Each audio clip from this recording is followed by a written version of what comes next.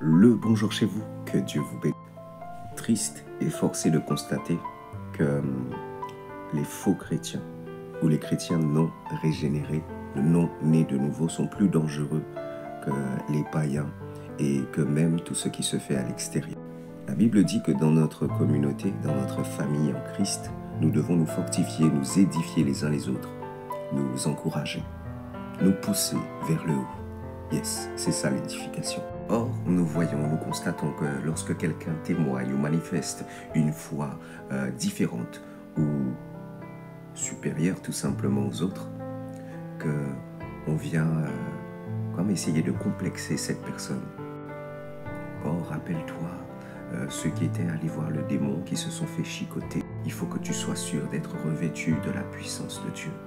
Il faut être blindé spirituellement, blablabli, blablabla.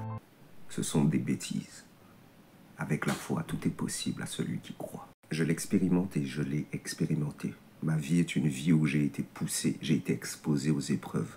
Et je suis encore parmi vous, par la foi en Jésus-Christ qui me garde et qui m'a gardé. Il faut que tous ceux et celles qui se prétendent chrétiens et chrétiennes ne soient pas de ceux-là qui viennent complexer ou frustrer la foi des autres. Si la foi du frère ou de la sœur vous dépasse, priez pour lui, encouragez-le, demandez au Seigneur d'être avec lui ou avec elle. Mais ne vous attendez pas et ne faites pas en sorte que les gens restent aux limites qui sont les vôtres. Nous avons l'Esprit de Dieu et nous sommes poussés à l'excellence. Et le Seigneur voudrait que sa puissance puisse se manifester au-dedans de nous. La puissance ne se manifeste pas et ne peut pas se manifester dans notre confort, dans nos retranchements et dans nos conditions qui sont les nôtres. Bien de fois, je me suis retrouvé face à des soi-disant anciennes de l'Église. Quand ils voient ma foi, quand je leur parle de ma foi, ils essaient de complexer ma foi ou de tirer le frein à main qui est celui de ma foi. Ma vie, je vis Christ, je vis la parole de Dieu.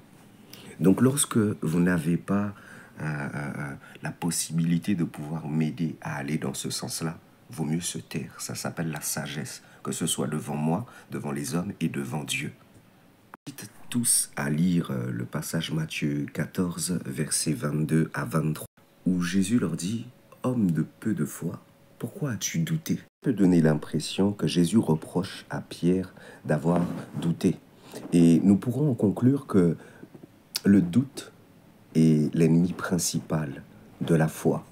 Sage, on se rend compte que Pierre a hésité plutôt que douter entre son désir de rejoindre Jésus et sa peur des éléments, c'est-à-dire des vagues et de la tempête.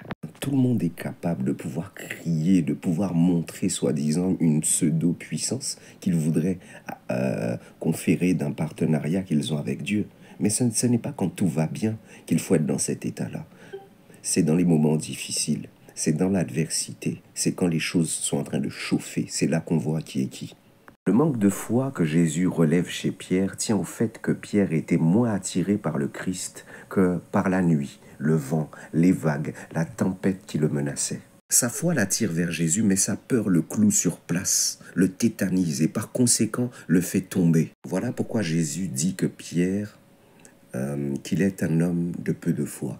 Il est comme cet âne qui est devant une auge d'avoine et une auge d'eau, et qui mourra de faim et de soif, faute de ne pas avoir su par quoi commencer.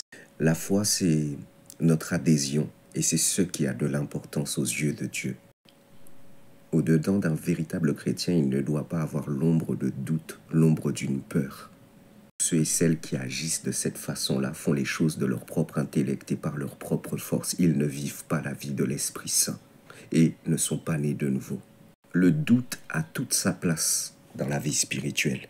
C'est le doute qui élimine ce qui n'a pas d'importance et qui réévalue toute chose pour remettre à sa juste place, pour la remettre à un second plan quand elle n'est pas essentielle. En Christ, elle vise à ce qu'il y a de plus ultime, ce que la Bible nomme Dieu, notamment grâce au doute qui est un excellent outillage à la disposition des croyants, à la manière du roi Salomon qui s'interroge sur la présence de Dieu et qui prend conscience que le temple de Jérusalem ne peut pas contenir Dieu. 1 Roi 8 au verset 27. Propre pensée au lieu d'être ouvert à ce que Dieu propose. Comment pouvons-nous repousser nos limites, aller plus loin, exprimer la puissance de Dieu, voir l'extraordinaire de Dieu et les révélations de Dieu si nous sommes encore dans nos limites, dans nos peurs? Nous oriente vers l'extérieur de nous-mêmes, en direction de ce que Dieu désigne. En conséquence, la foi nous fait découvrir et le cas échéant, la foi nous fait adhérer à ce qui nous attire vers l'avenir et qui s'avère plus fort que ce qui nous retient d'avancer. La peur ne doit pas être le centre de gravité de nos projets, sans quoi nous serons nous-mêmes tétanisés. Et quelle différence il y aurait entre ceux du dehors et ceux du dedans? Il est important de pouvoir tenir compte de ce qui nous fait peur, de ce qui nous inquiète, pour pouvoir identifier, mais surtout vaincre les dangers, ces dangers-là, parce que ce sont des dangers pour la foi, pour que nous puissions réagir en tout cas en conséquence. Passe son temps à identifier les menaces et les pièges que nous devons éviter. Mais ce ne sont pas les dangers qui devraient constituer notre horizon de vie, ni notre horizon d'assemblée ou professionnel, mais la foi en Jésus-Christ.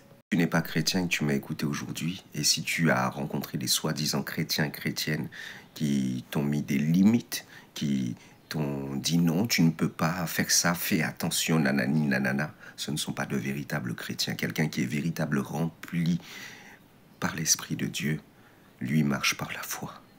La sagesse, elle nous donne l'intelligence et tout l'outillage nécessaire pour pouvoir vaincre toute forme d'adversité et glorifier le nom de celui-là qui nous aime, qui nous chérit et qui nous a créés.